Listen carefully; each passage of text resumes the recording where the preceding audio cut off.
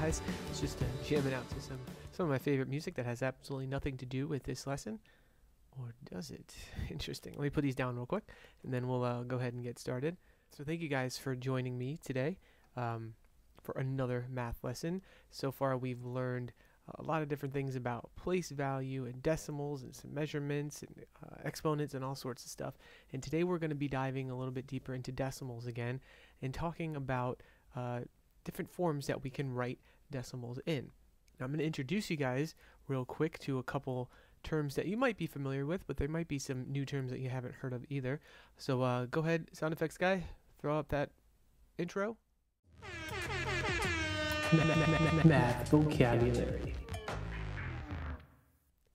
Awesome. So let's go over some of these new terms real quick, talk about what they are and what they mean and why they're going to be important for us for this lesson. So the forms that we're going to be talking about today are called expanded form, unit form, and word form. And why these are important is because they're basically showing that we can express decimals in different ways, just like we can express whole numbers in different ways.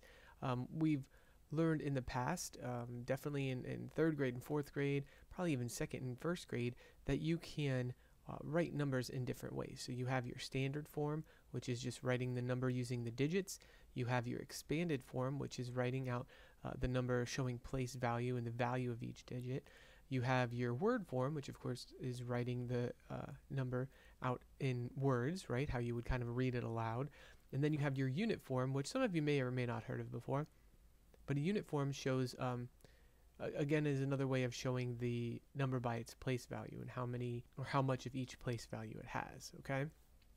So these are different ways that we can show the same thing, okay? Kind of like we maybe heard in that song a minute ago, but it's different forms of the same thing. Think of it as their alter egos or their alter identities, kind of like Batman, right? He's got Bruce Wayne during the day, and he's Batman when he's fighting crime, just like Mr. Walker when he's teaching, he's Mr. Walker, but by the night he's a super ninja and goes out helping with some educational type crimes, I guess, or something like that. So you have those alter egos. You have different ways of representing the same thing, okay? They're all the same person, but they have, or they're all the same number, but they have different ways of representing them, okay? So that's what we're going to be dealing with today and what we're going to be learning about a little bit. So we'll do a little bit of a review with whole numbers, and then we're going to dive into decimals and see what that looks like, okay? So for this lesson, you're going to need that, that whiteboard, that dry erase sleeve thing, and probably the thousands through the thousands place value chart. It'd probably be a good idea to have that as well. So gather that stuff up, get it ready, and then when you're ready to start learning, click continue, and let's keep going. All right, guys, so I went ahead and put up a number example on the board here in word form, okay? So this number is 3047, okay? That's the number that we're dealing with.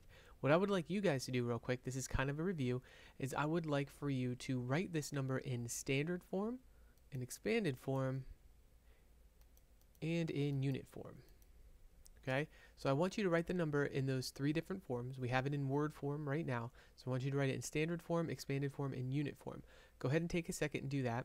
All right, awesome. So standard form is going to look something like this. So it would be just the digits written out, right? 3047, okay? In expanded form, our number is going to look like this. It's going to be 3000, so we took that 3000s that we've had. So we have 3000 plus 40 plus 7. So we're really showing like the value of each digit, okay? And then the unit form would look something like this. So we would have 3000s, 4 10s, and 7 1s. So this is showing us how much of each place value we have. We could also represent that in all 10s or all 1s or anything like that, but it's just another way of showing the unit form and the value of it in that way. So what do you think some of the purposes would be for having these different forms of numbers? Why do you think they're important? Why would we even bother writing them any other way than standard form or word form? Why do you think these other forms of these numbers might be important or might come in handy? All right, awesome. Got a lot of good feedback out there. Some of the things just off the top of my head is that the standard form can show us the digits, okay? So standard form is obviously going to show us what digits we need to use. Expanded form is going to show us how much each digit is worth, okay? So it helps us with place value a little bit and to know how much each digit is worth. and that the number, that standard form number, is kind of like the value of all of those digits added together, right? So it kind of helps us just understand the number a little bit better. And unit form helps us to see how many of each size of the units are in that number. Like we said, okay, it's kind of breaking it down and saying, well, we have this many thousands, we're going to have this many tens, we're going to have this many hundreds, whatever it is. It kind of breaks it down again. So again, it's just kind of helping us to understand that number better, right? So what I want you to do real quick is get out that place value chart, and we're going to put a number in there, and we're going to take a look at it. And this one's going to be a decimal, and we're going to see the different ways, the different forms that we can write a decimal in as well. All right, so I got my place value chart here. What I want you guys to do is I want you to write 1,000th on your place value chart using digits. So using the digit, just how would you represent 1,000th on that place value chart? So using digits, how would you represent 1,000th on that place value chart? So here's how I would write in 1,000th on my place value chart. Okay, hopefully yours looks pretty similar to mine. So how many ones are in this number? 0, right? How many tenths are there in this number? Again, 0, right? No tenths in there. What about hundredths? There are no hundredths either. And what about thousandths? There's 1,000th in there, right? Awesome. So as we can see here, what we're looking at here, this is how we would write 1,000th in standard form, okay? I'll write it again down here just so it's clear. And I'm going to move some things around a little bit just so we can see it better. But I would write 1,000th just like this, or I could write 1,000th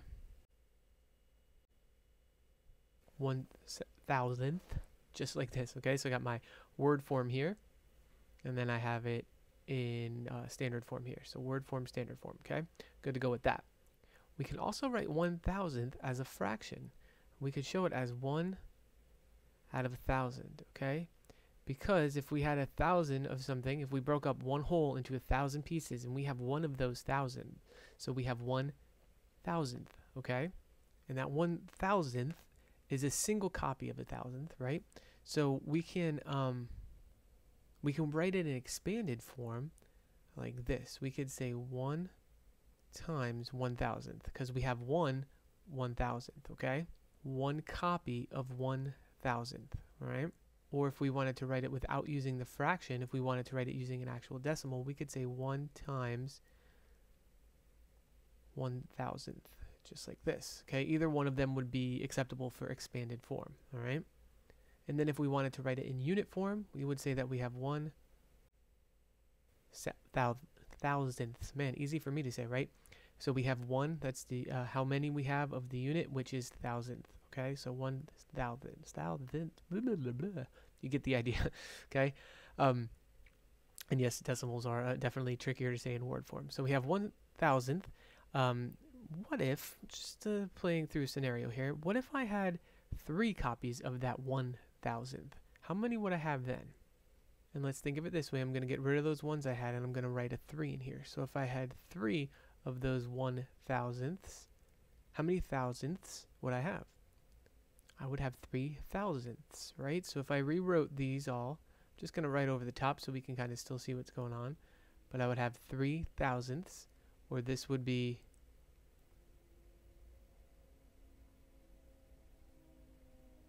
3 thousandths. I'd have to put an S here now. This would still say the same. I would have 3 of those 1,000ths, 3 times 1,000th, and this would be 3 thousandths, okay?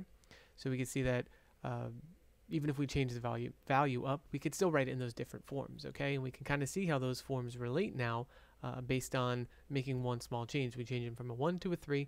The value changes, but the way we write those forms didn't, okay?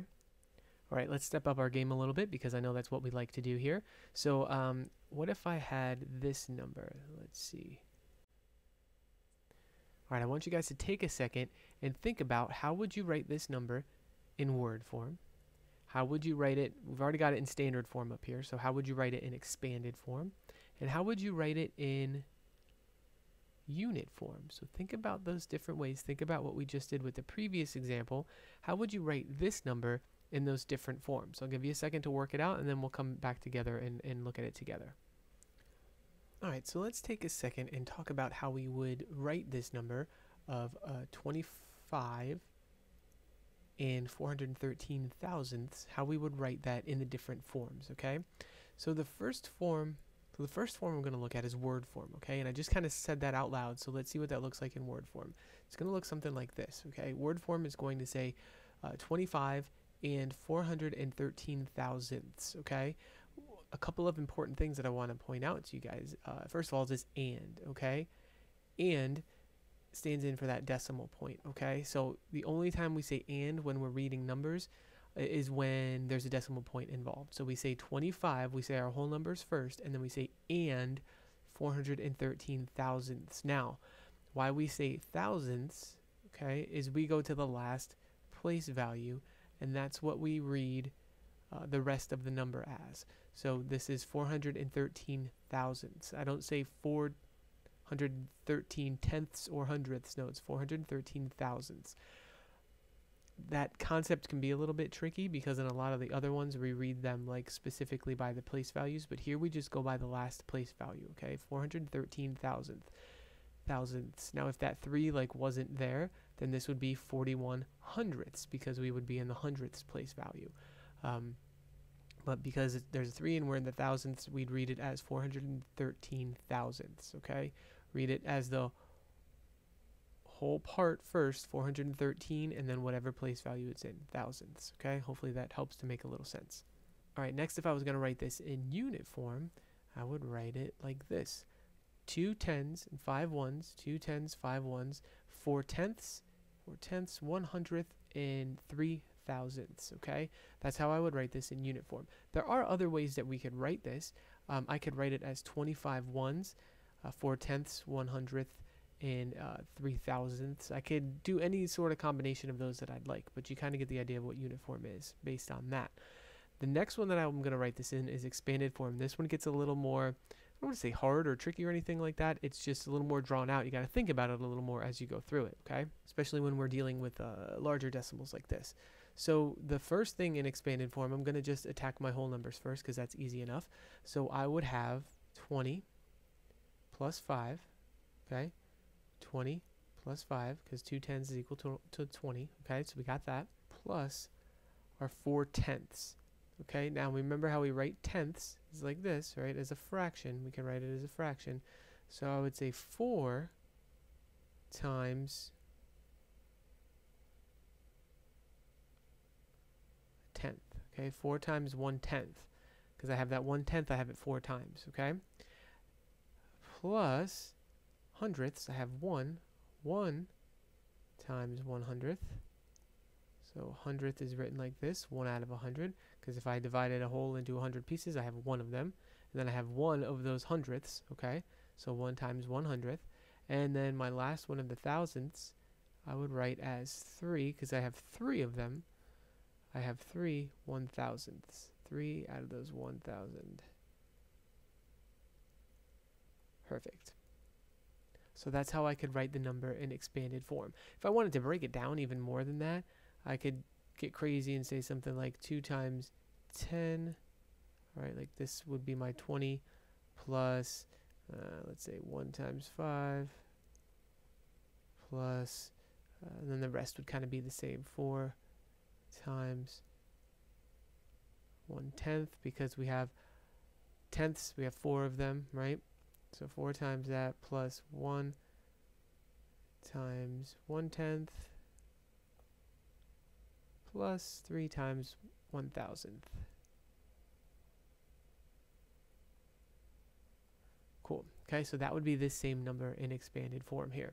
Like I said, this one gets a little more thought-provoking, I guess. You got to really think your way through it and write it out each step of the way as you go for that expanded form. I see a lot where students will rush through and skip a number because they're not paying attention to the place value. So make sure that you're representing him the right way. Otherwise, his alter ego is going to be off. He's not going to be the same person, and he's not going to work as well. Okay? So keep that in mind as you're going through. So hopefully this helps give you a little background on writing decimals in different forms, right? If you need the place value chart to help you when you're doing this, by all means, use it. Make sure you're including the things like the and for the decimal point. Make sure you're looking at the last place value, whether it's tenths, hundredths, or thousandths when you're writing your decimal in there, you're writing the value. And then with the expanded form, remember to think of each one of these as what they're representing. This is a tenth. We have 4 of them. 4 tenths. 4 times 1/10. Okay? So kind of think about it that way in the fraction, and that'll help you out as you go through. As always, if you guys need anything, if you have any questions, any comments, concerns, please reach out and let me know. I'd be more than happy to help. Let your learning guide know. Whatever you guys need, I just want to make sure that you're getting what you need. Other than that, that's all I got for today. So thank you guys for watching, and I'm gonna go back to my music.